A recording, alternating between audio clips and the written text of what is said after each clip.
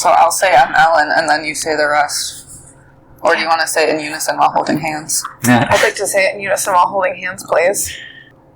Oh, we're holding hands like in church. And the Father, and the Son, and the Holy Spirit. Okay. I'm Ellen. And I'm Mellissa of Greenwich Gardens in Monroe, Michigan. And you're listening to the Bonsai Time Podcast.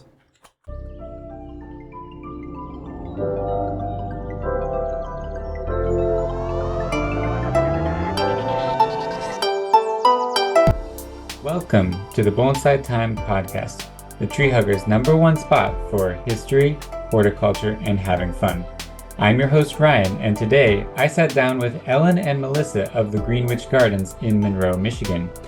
Ellen and Mellissa discuss how they recently came to put their life savings into buying their own nursery, Ellen's journey into learning bonsai, and their personal philosophies and goals for their new business.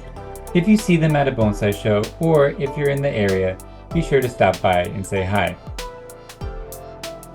Alan told me not to swear, so I will try to not talk like a sailor. I just said to try to be somewhat professional. I don't understand that, though. Professionality. What does it mean? And who's defining my need to work in plants and greenhouses? I worked in a Lexus dealership, and we didn't have a dress code. It was just called, like, professional casual, and I got dinged, like, at least once a week for my outfit not being professional enough, or, like, my decor not being decorum. Like, my, like... Behavior? The way that I, like, interact with people not being professional enough, and it always led me to ask, what does that mean? And nobody actually ever gave me a good answer. They're just like, what you're wearing is not it, or like what you're doing is not it. And I'm like, all right, so where are these rules, and like who made them? Because it always seemed like someone much older just doing what they were taught to do, what everybody does, quote unquote, and then like vibing it out versus actually sitting down and thinking about what it even means to be a professional, and if we even want to do that, because we here especially are like I feel like we just try to be really chill. Do you agree? Like, we just try to be really chill and make everyone feel welcome and, like, I don't know, like, not anxious to be here. Yeah. I would agree with that. Yeah. Seems like a good approach, especially now that you guys are employers, kind of yourself, but also you have other helpers around and things like that. Yeah, we're employers and we're owners, and we strive to just be, like, really chill and forthcoming and open, and I feel like working in that quote-unquote professional environment just made everyone feel, like, anxious and cutthroaty, and, like, you know, like, they didn't care who they sold a car to, if they could afford it, what was going to happen, you know, as long it was, like, the sale or death. And here, we're just like, what do you want? Like, especially, I can talk less for the bonsai department, because I'm up in the florist all the time, but it's just like you're getting married, how can I serve you? Like, as opposed to, like, everything has to be like a show and game to try to get clients. Gotcha.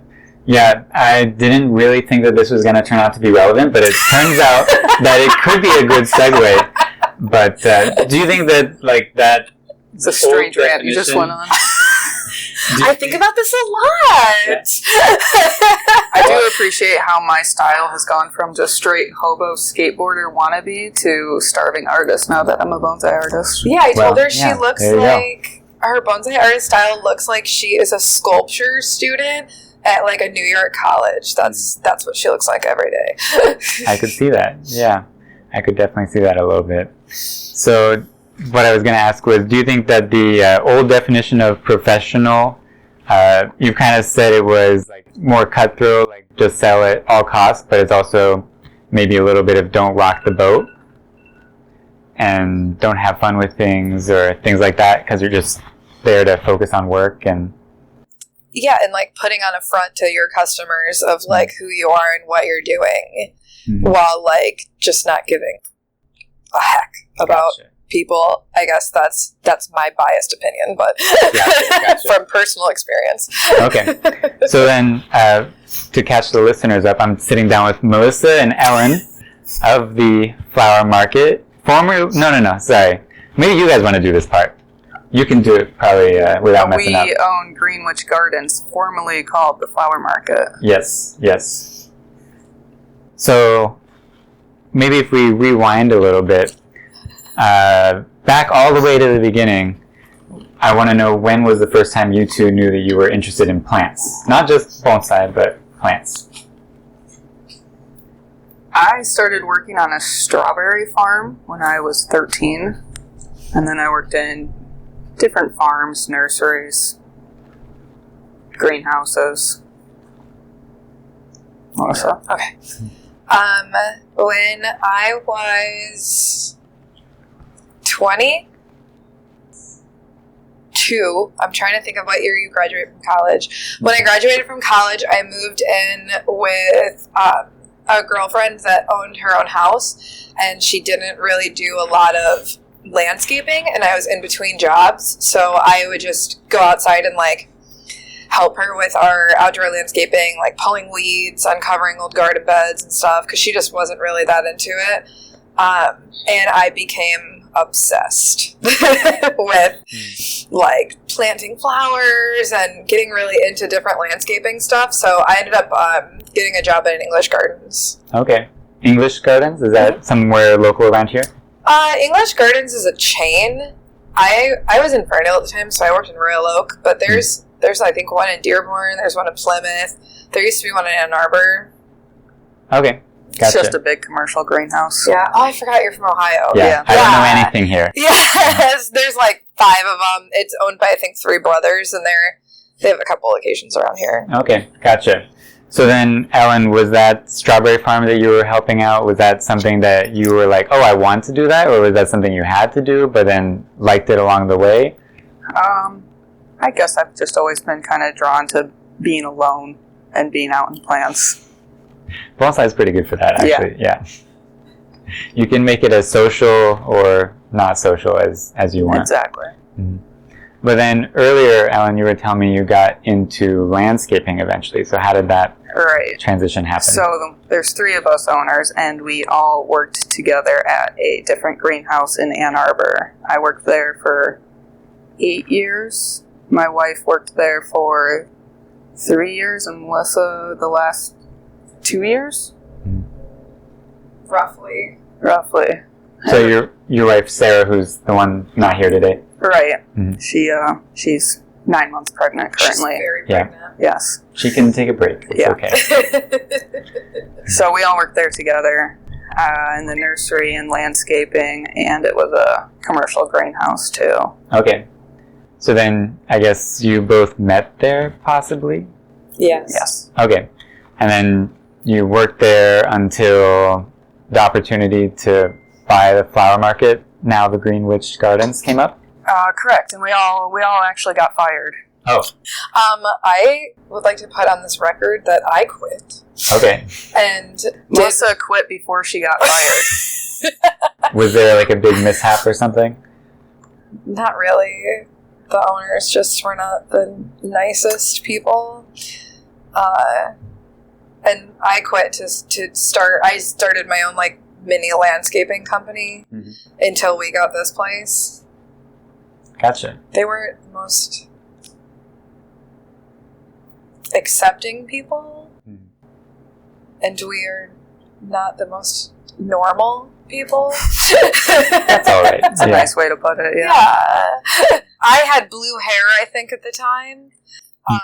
They made it very clear they were going for vanilla. Okay. Back to that old boring definition of professional. Okay. Yes. We were not professional enough due to our sexual orientation and color of hair. Tattoos, too. Tattoos, yeah. Gotcha.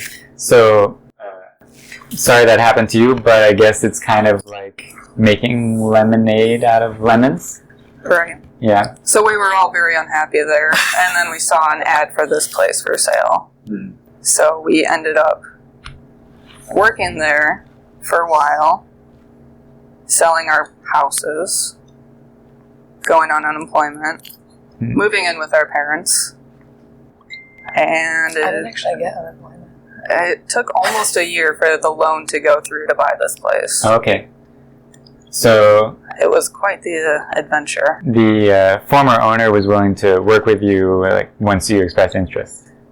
Yeah. Yes. It was very important to them to find people that actually loved plants and gardening. Like, one of the first times we were in their house when they were kind of sniffing us out, they were showing us their fancy kitchen and dining room, and I was staring out the window at the giant tree outside, and he was like, I like them. They actually care about plants. That's a good tell, for sure. Yeah. So maybe this is a good way to bring up, like, what's the history of the flower market locally? How long had it been here? Maybe who were the former owners, if they're willing to share that information. I had heard of them being in the bonsai scene, but I'm not sure of specifics. They started it, I want to say, like 30 years ago. 30. They were here for 35 years. 35 and we've been here for 2.5. Okay. Their names are Kurt and Lita Smith. They bought it. Now we're like trying to put the timeline together. Yeah. They bought it from the Hovisi family, I think, but I might be lying. There might have been a family in between them. I'll have to take a picture of that sign later.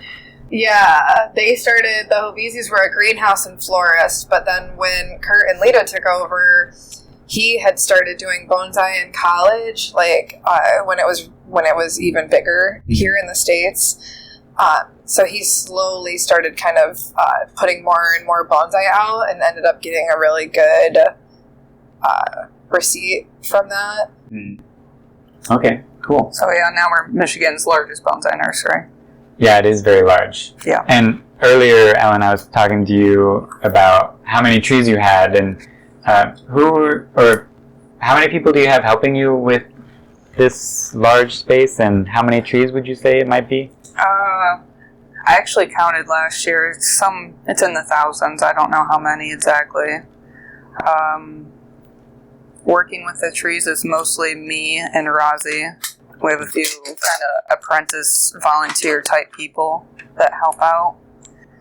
And Mellissa helps out. Sarah not so much. She's more up in floral. Gotcha. So that brings up an interesting question of having so many trees. What would be the most difficult part of managing that number? White cedars. Yeah, we don't do white cedars anymore because they're very time consuming. Yeah, I only saw 2 out there. Yep. So. Those are the ones we haven't gotten rid of yet. Yeah. Gotcha. So if anybody wants a white cedar, please hit me up. White cedar, good deal. How do I manage time? And Is it more or less stressful than your old job, or is it's a completely different kind of stress. Yeah. It's good stress. enjoyable stress? Yeah. Like, I wake up every day at like 4 o'clock, come over here, get the watering done, all the fertilizing, fungicide, all that fun stuff. Mm-hmm. So I'm usually here for like, I don't know, 12, 14, 16 hours. But it's enjoyable. That's good. If you're going to spend that much time on it, Yeah. it better be. Because I like to have time to actually work on the trees and style the trees. Yeah. Not just the 9 to 5, because I would just be watering basically, especially during July. Mm-hmm. So how do you maybe come to terms with the fact that you might not be able to spend as much time as you want on the trees since you have so many? Like, are there certain ones where you prioritize spending time with, and other ones you're like, someone else can give that one attention, like once it's sold to the next owner? Yeah, there's definitely prioritizing the trees, and we turn over trees really fast. Yeah. Because we do every show we can. And, we get pretty busy in the spring. So Gotcha. Sometimes I see a tree go before I even get to touch it, and that's kind of hard to watch. Yeah, I could see that for sure. Yeah. And I started my nursery like officially last year, so on a much smaller scale, I experienced some of these things. But I was going to ask something. Oh, are there trees that you have as set aside for your personal collection that you know you're not going to sell? Or like how do you decide which ones that... Yeah, I do have maybe 3 or 4 personal trees. Only 3 or 4 out of 1,000? Yes. That's a lot of self-control. Yes. One I plan on putting in... Well, I have 1 tree going to Bonsai Central, and 1 tree I plan on putting in Nationals next year. Okay. And then another tree that I just really like. And those ones, were they here kind of historical trees before? Yeah, they were here when we bought the place, and I've just really honed in on them and spent a lot of time perfecting them. Gotcha. Which trees are those? I might have taken a picture without knowing it. I have the big larch forest outside. Was that the one with the lava rock? Yes, there's rocks in it. It has, I think, 11 trees. Mm-hmm. That's going to Bonsai Central and Winter Silhouettes. And then I have the privet, which it's in the studio right now because of the frost. Okay. And that is going to Grand Rapids. Gotcha. I'll have to take a closer look at the privet. The privet's really nice. A couple privets in the sales area, but didn't see that one. Yeah, I'm pretty proud of that one. Cool. Let's see. So you guys have been in this nursery now 2.5 years, like you were saying? 2.5 years, yeah. What have you learned about bonsai and running a nursery in that time? Like, are you getting more efficient about certain things? Or? Well, bonsai was completely new to us. Mm-hmm. We knew all about growing trees more in a, nursery landscape kind of setting. Mm-hmm. So this was just 100% new. All we knew about it was tree and pot sometimes go inside, sometimes they go outside. Mm. So it's just been crazy the amount that we've learned. And we're very lucky that we have Rozzy. He has taught us everything we know. Yeah. So I don't want to dig too deep into Rozzy since he opted not to be in the interview, but how did Rozzy learn? How is he teaching you? Rozzy started in 1993, the year I was born, and he's completely self-taught. But he is the best artist I've ever encountered, and he knows absolutely everything. He's a very interesting man. He's also an astrophysicist. Oh, wow. He speaks 6 languages. That does sound like an interesting guy. He's a really cool guy. Okay, I'll ask him later what languages he speaks, but... Yeah. So... And then I think I saw last year you and Kyle Boldy of the Pot Punching Potters, you guys started going out to the west, the Rockies, and did you hit the Sierras also for Yamadori? Yeah, we stopped in... Most of our trees are either from Wyoming or California. Maybe a few from Nevada and Utah.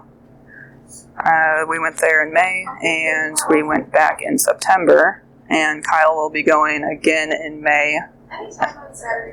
And I will be going with Kyle in September. Nice. So we're trying to keep a really good inventory of Yamadori. Yeah. Yeah, those Rocky Mountain species are hard to get out here for sure. Yeah. So it's nice to have some local people doing it. Since Bjorn left, hoping to kind of capitalize on that.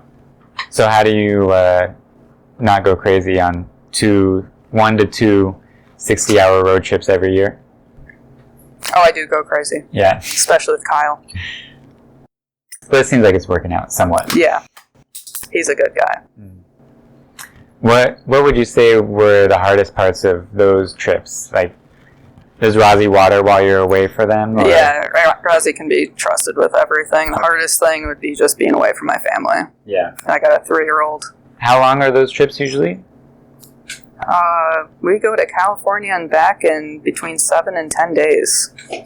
It's intense. Yeah, and you really, 3 of those days is just driving. Yes. 3 there, 3 back. It's horrible. A couple of days of actually digging, I guess. Yep. Yeah, pretty intense. What about you, Mellissa? What are you enjoying about being in this nursery that you're now co-owner of? Are you doing mostly similar things to when you were in the old nursery? Not even a little bit, no. Oh, okay. Totally different things?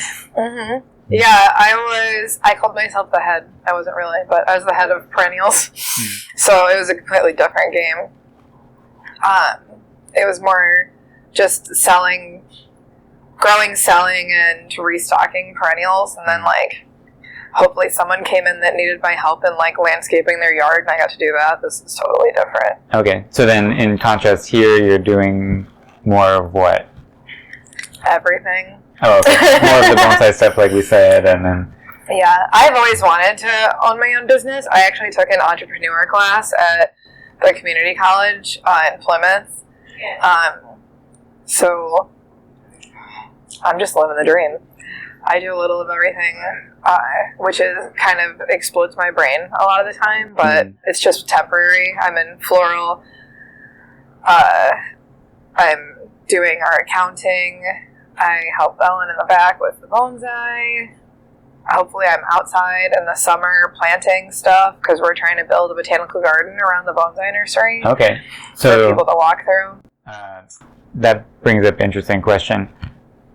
I guess how big is the area of land that this nursery is on, and then how much space are you going to kind of work towards making that botanical garden? It's 11 acres, and Oh, that's pretty big. it's going to be the whole thing that's not, doesn't have a piece of property sitting on it. Okay. So what is most of that space right now? Field.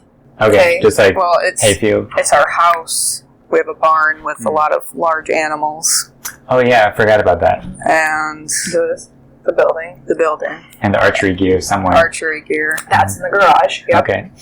and then we have growing fields because we do a lot of field growing. Okay. Gotcha.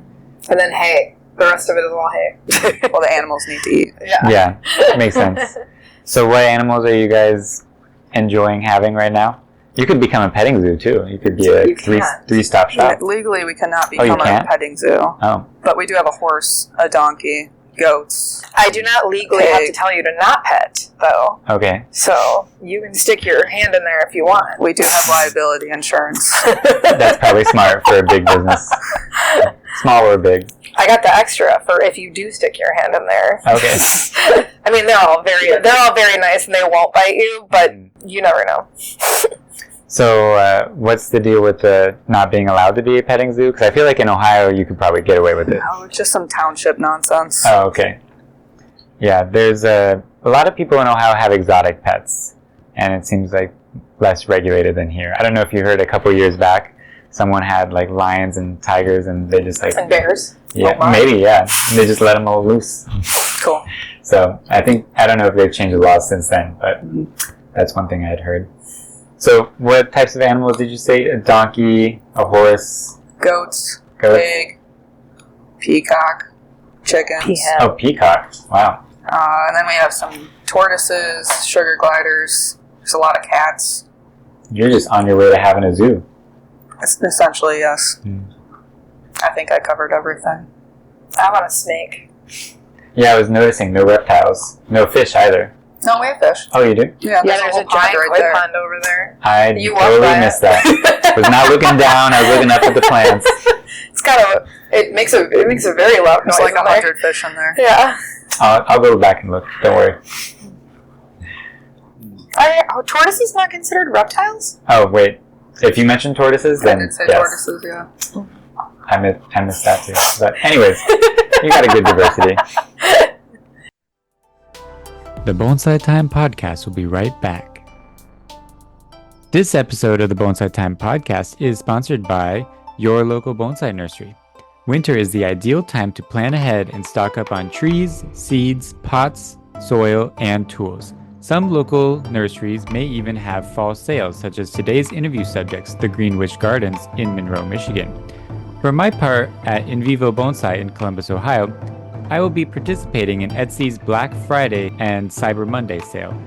This is 25% off when you spend $40 or more, and if you happen to be near Columbus, Ohio, mention this sale to me and I will extend the same offer to you in person between now and December 4th. Find my online offerings at invivobonsai.etsy.com. Now back to the show. Well, I guess one last thing that I want to ask you guys about, unless there's more that you guys want to talk about specifically, is I'd seen on your social media that you're doing some kind of local events, like Demonstration Sunday or classes, things like that. So maybe you can tell us more about those for people that live nearby or are traveling through. Sure. Like what opportunities there are to learn here. So the first Saturday of every month is Open Studio, where you can bring in your tree. All instruction is free. You're allowed to use our tools. We help you do things. We don't actually work on your tree. We just walk you through the correct way to either repot, prune, whatever you need to do. The third Sunday of every month is Demos and Donuts. So you can eat a donut while watching me do a demo on a tree. It's usually like a styling or a repotting or something along those lines. And we just had our pottery show 2 weeks ago. That was a big event. That's usually our busiest weekend of the year. We had how many vendors? Maybe like 5 or 6. So it's like something you've done multiple years? 7 or 8. Yeah, that was our second year doing it. Okay. That was our second year doing it, but I think the previous owners did it too. Gotcha. And Good classes. we teach a lot of classes, which you can sign up for on our website. We're also going to host a farmer's market this year. Ooh. The Apothecary Kitchen in Dundee came to us last year and asked if we would be the venue for that. Mm-hmm. So we've been helping her out with the planning. It's once a month from May to October, we'll have a night market, and it's all different themes. May 16th, I believe, is disco. Ooh, So nice. it's going to be a boogie night at the Greenwich Gardens for that night. Is that the one? I might have seen something on Facebook recently that was like witchy themed for October. Is that the one? Yeah, every month has a different theme. So it's wicked plants in October every year. Okay. But we're also doing like tea party, harvest festival, different fun stuff like that. Cool. I love anything that has a theme attached to it. So. Yeah, that sounds like fun. Anything else that you want people to know about Greenwich Gardens or yourselves? Got anything? All that my head is doing right now is singing that All the Rumors Are True song by Lizzo. I keep thinking of the keyword community hub that they put in that last interview like 1,000 times. All the rumors are true, yeah. All the rumors are true. I don't know how much we can use of that, but none of it, probably. yeah, it's copyright stuff. Community hub. We are a community hub. Seems like that's what you're trying to build here. Is like that's the dream. Bonsai resource, knowledge, and supplies. We And are community trying to be garden. a community because bonsai. Some people are just they need to chill.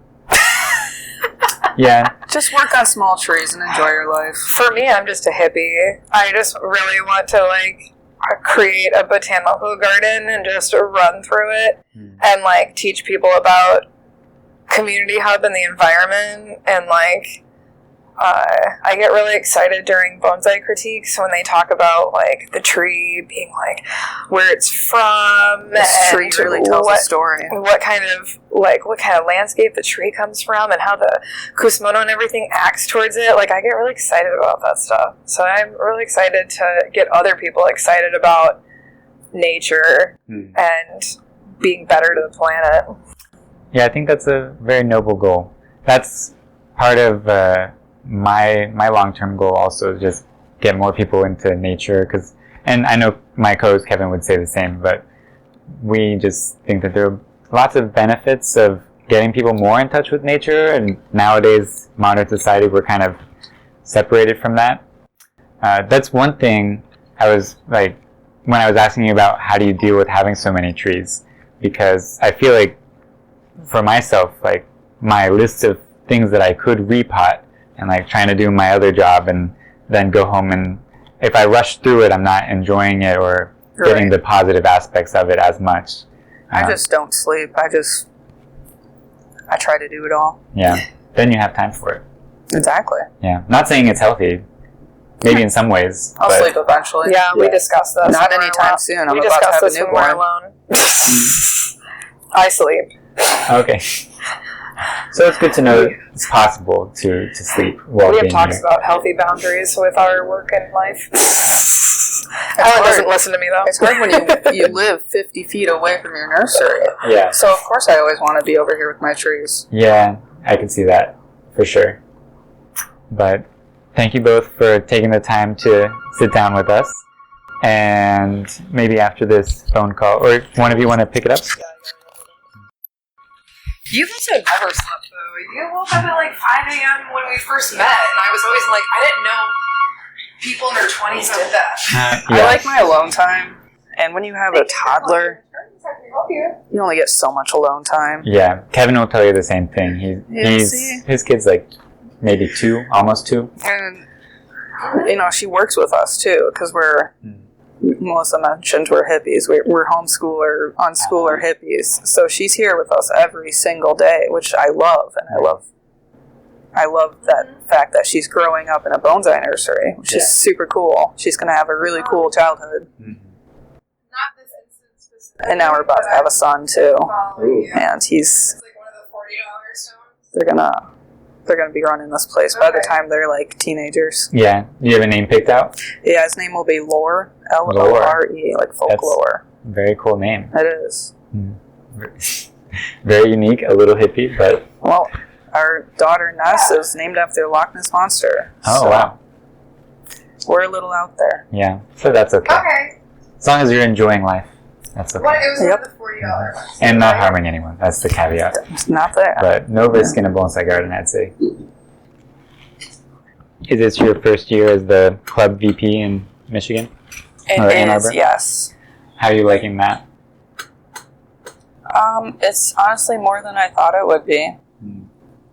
All I did was simply inquire about the position, and then I got it because no one else wanted it. Kind of goes. That's how I ended up treasurer. Yeah, and I know that they're going to need a new president next year, and no idea how that's going to go down. Yeah, because we have it's an older group, so they're trying to we need younger people pass on to step to up.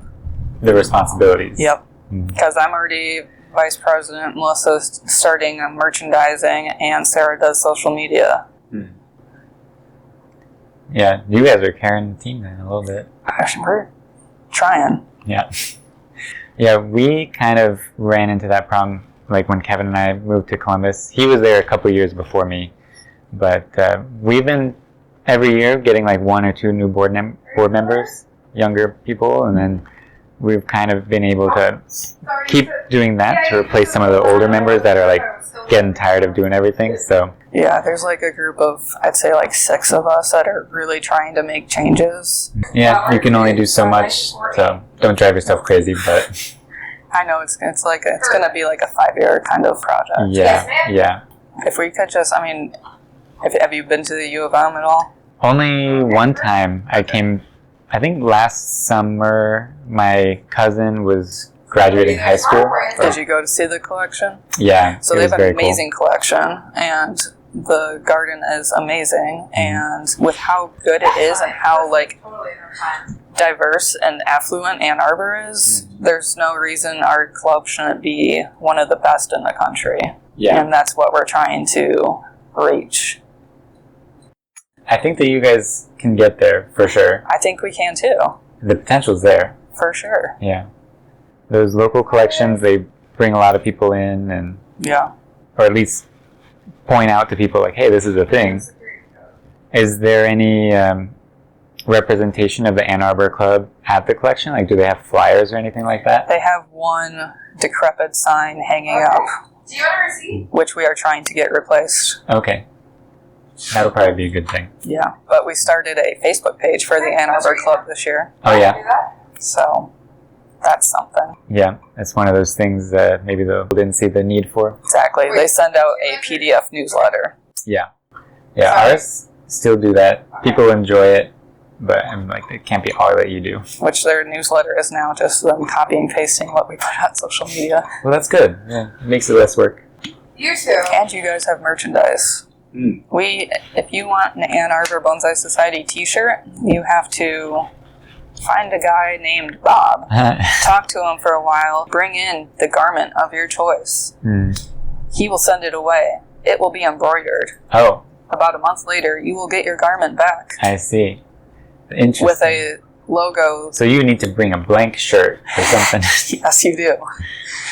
You're like, you gotta talk to a guy named Bob. Bob. Bob's on here listening to it. Yeah. Also, who knows what Bob I'm talking about? There's like 10. Yeah, Bob's a common name. There actually is like 10. Oh, in your club? Yes. Just call someone Bob, Bill, Don, Mike. Odds are that's one of their When names. I'm answering questions today, I'll be like, Bob.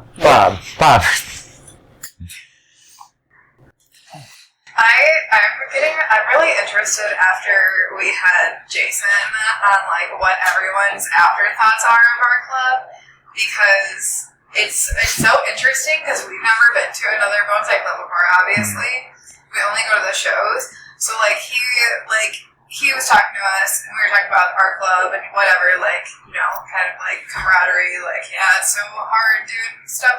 And then the next day when we saw him, he was like, that club is huge. Oh my God, there's so many people there. I can't even believe it. Ours were like 8 people in a closet. And so it's interesting to like see what other clubs are like. Yeah. If it's 50 people, that I might be saying the same thing. I think we probably average like 25, like actually coming to the meeting. I think we average about 50 people a meeting. Okay, that's pretty good then. The median age though is like 70. Yeah. Which is also like, we're like, man, we need young people. Yeah. And we're trying to do more outreach in the community because Ann Arbor, the median age is probably like what, 22?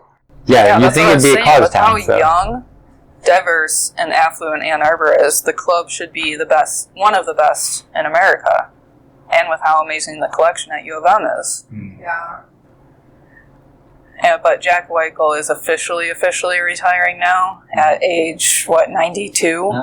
Yeah. And so him and his... I thought he was 92. I just said 92. Oh, I thought you said 82. No, I'm like, 92. I thought he was like 10 years older than that. Did we But just have his 90th birthday party? He is a lovely man, and he is a treasure in the bonsai community. Yeah. And he's retiring. Gotcha. We're striving to be innovative. And people are just like, but that's not how you do it. And we're like, but what? Yeah. And it's going full circle, right back to the professionalism. That's not how you do it, but why? And nobody knows. It's just that like some dude at some point, it worked for him. Turfist. And he's really awesome at it. Yeah, like I told people when we had the Jack Weichel auction, they're like, well, he does it this way. And I'm like, but you can't, okay? Like, he keeps all of his trees in the basement. Yeah, I heard about that. Yeah, they're like, he keeps all his trees inside. And I'm like, you can't, Cheryl. You're not Jack Weichel. Yeah. You can't do that, Cheryl. You're not Jack Weichel.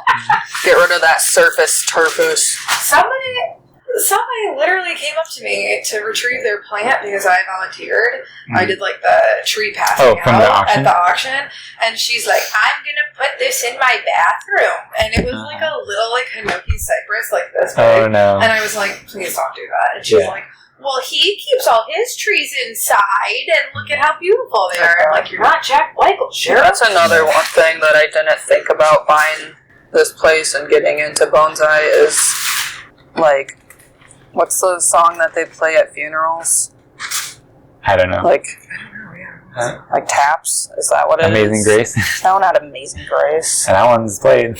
Okay, sure, Amazing Grace. I'm like, oh, talk about That song The plays in tap my song? head when I watch a tree go out that I know it's like a juniper and it's going next to someone's TV. Mm-hmm. And like I spent, Well, that's what I'm going to talk about today. So I spent like 6 hours, you know, This doesn't bug me as much. working on that tree, and it's off to its own funeral yeah. next to someone's TV to die a slow death. That doesn't bug me as much. That Well, deeply bothers me. You're not up at 4 a.m. taking care of it. So. Yeah. No, and I would be because Put your microphone back on, Melissa. Because you have boundaries. because I have boundaries, and it's good to have a nice work. The difference is that you actually really, really enjoy the lack of boundaries. the mechanical work of it. Uh-huh. Like, Ellen really gets a lot of enjoyment out of sitting down and wiring a tree and bending it and all of this stuff. And I have really bad ADHD, and sitting down and doing that kind of stuff makes me crazy. Yeah. So I'm like, floral, I can do between 9 and 5.